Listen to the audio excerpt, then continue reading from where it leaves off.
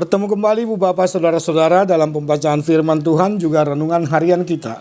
Dan sebelumnya, terimalah salam kami.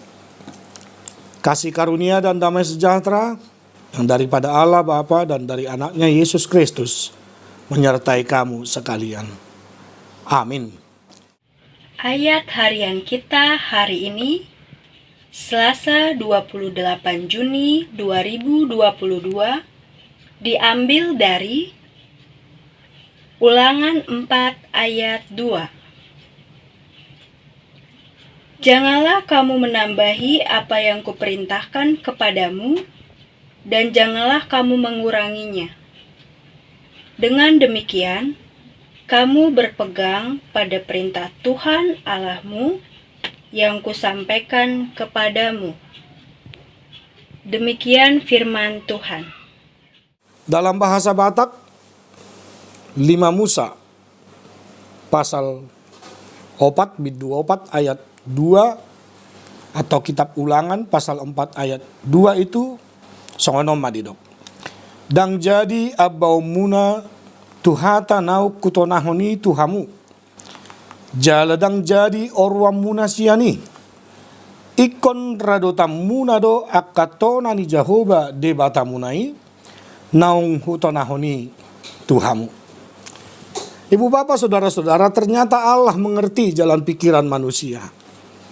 Kadang-kadang manusia itu tidak sepakat atau tidak memahami apa yang baik dalam hidupnya. Terkadang manusia itu lebih banyak untuk berbicara daripada mendengar. Oleh karena itu Allah mengingatkan bangsa Israel supaya tidak pernah menambah dan mengurangi firman Tuhan yang disampaikan kepada mereka. Kenapa Allah menciptakan 2 telinga dan 1 mulut bagi manusia, supaya manusia itu sebenarnya lebih peka untuk mendengar dan bahkan untuk berbicara. Manusia itu harus terlebih dahulu memikirkan apa yang hendak dikatakannya. Dan inilah standar kehidupan yang disampaikan oleh Allah kepada bangsa Israel, supaya mereka tetap memahami arti pentingnya makna daripada hukum Taurat Tuhan. Karena memang bukan hanya untuk orang-orang Israel. Di berbagai negara selalu ada undang-undang dasar, selalu ada aturan. Bahkan di Indonesia ada undang-undang dasar yang mengatur tatanan kehidupan bernegara dan berbangsa dan bermasyarakat. Bahkan ada dasar negara yang menjadi simbol daripada bangsa kita Indonesia, yakni Pancasila itu. Di sana tertuang beberapa hal yang harus kita lakukan dan bahkan yang tidak pantas untuk kita lakukan.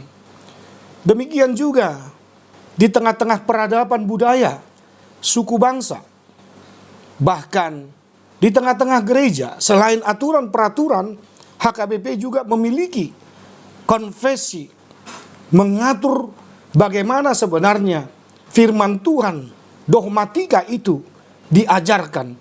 Bahkan ada juga di tengah-tengah gereja kita HKBP yang disebut dengan siasat gereja atau ruhut permahanion dohot pamicangyon, supaya kehidupan daripada jemaat itu selalu terfokus kepada Allah. Di tengah-tengah peradabannya, di tengah-tengah komunitasnya, di tengah-tengah persekutuannya, di tengah-tengah kesaksiannya, dan di tengah-tengah pelayanannya, supaya menghadirkan damai sejahtera Allah melalui firman Tuhan yang disampaikan dengan benar dan tepat. Dan marilah kita jadikan juga setiap aturan itu, setiap hukum itu, setiap siasat itu untuk semakin mendekatkan diri kita kepada Tuhan dan juga menjaga stabilitas kehidupan bersama-sama dengan masyarakat di sekitar kita. Ketika Allah mengatakan itu kepada Musa dan disampaikan kepada bangsa Israel, maka pada saat itu juga semuanya mata tertuju kepada Allah yang memiliki kuat kuasa, keagungan, dan juga dialah Allah yang senantiasa memberikan segala sesuatu yang terpenting dalam kehidupan kita. Dan ketika firman Tuhan itu, hukum Taurat itu diberikan, hendaknya bangsa Israel juga dengan serta-merta meneladani, mengikuti apa yang telah tertuang di dalamnya. Sekali lagi, tanpa mengurangi, tanpa menambah. Namun yang harus dilakukan oleh bangsa Israel adalah mengikuti teladan yang daripada Tuhan, menjaga dirinya supaya tidak terikat lagi dengan dunia, tetapi terikat dengan Tuhan di dalam kasih segenap jiwa, segenap tubuh, segenap akal pikiran. Demikian juga mengasihi orang lain sama dengan diri sendiri. Ibu bapak saudara-saudara yang terkasih, firman Tuhan itu dinyatakan supaya itu bisa berbuah, sama seperti yang dikatakan oleh Paulus kepada Timoteus dalam surat penggembalaannya itu, dalam 2 Timoteus pasal 3 ayat 16 sampai 17. Segala tulisan yang diilhamkan Allah memang bermanfaat untuk mengajar, untuk menyatakan kesalahan, untuk memperbaiki kelakuan, dan untuk mendidik orang dalam kebenaran. Dan ayat 17 berkata demikian, dengan demikian tiap-tiap manusia kepunyaan Allah diperlengkapi untuk setiap perbuatan baik. Dan hukum Taurat itu juga memperlengkapi kita untuk berbuat baik, serta memandang di dalam Yesus Kristuslah penggenapan daripada hukum Taurat itu. Yesus Kristus datang bukan untuk meniadakan hukum Taurat, namun dia melengkapinya, menggenapinya.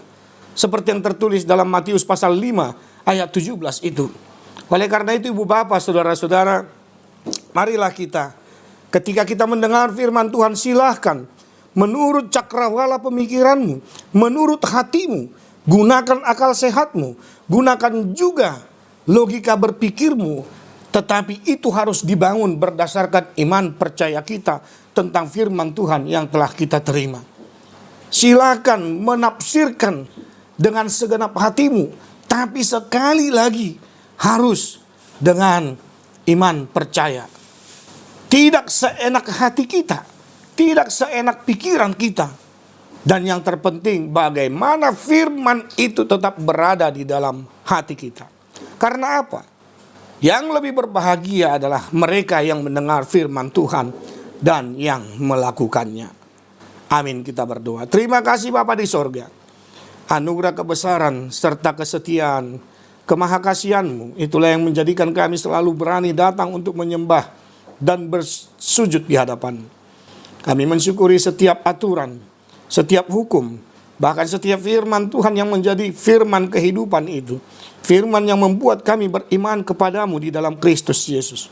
Mari Bapa di sorga, Engkau yang senantiasa menggubah hati dan pikiran kami, supaya tidak ada seorang pun di antara kami yang mengenal Engkau, yang percaya kepadamu, untuk menambah dan mengurangi setiap firman yang keluar dari mulut-Mu ya Tuhan, melalui para nabi, melalui para imam, bahkan melalui para raja-raja yang telah Engkau berikan mandat bagi mereka untuk memerintah di tengah-tengah kehidupan kami. Kami yakin dan percaya semuanya itu bisa kami lakukan ketika kami selalu mendengar firman Tuhan. Ketika kami mau dengan sendirinya memahami firman Tuhan itu dengan iman percaya kami. Memikirkan firman Tuhan itu juga didasari oleh iman percaya kami. Sertai kami dalam satu hari ini, dalam setiap pergumulan kami, dalam setiap pekerjaan kami, dalam setiap aktivitas kami, juga para keturunan kami, anak-anak kami Tuhan, kami serahkan kepadamu dalam setiap aktivitas mereka hari ini.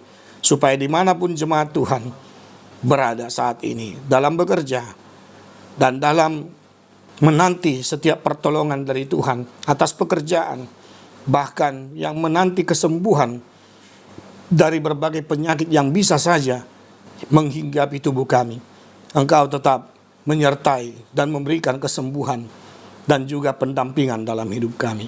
Kami puji nama-Mu oleh karena Yesus Kristus Tuhan dan Juru Selamat kami. ampunkan dosa-dosa kesalahan kami, jadilah kehendak-Mu. Anugerah Tuhan kita Yesus Kristus, kasih setia Allah Bapa, dan persekutuan dengan Roh Kudus memberkati kita sekalian. Amin.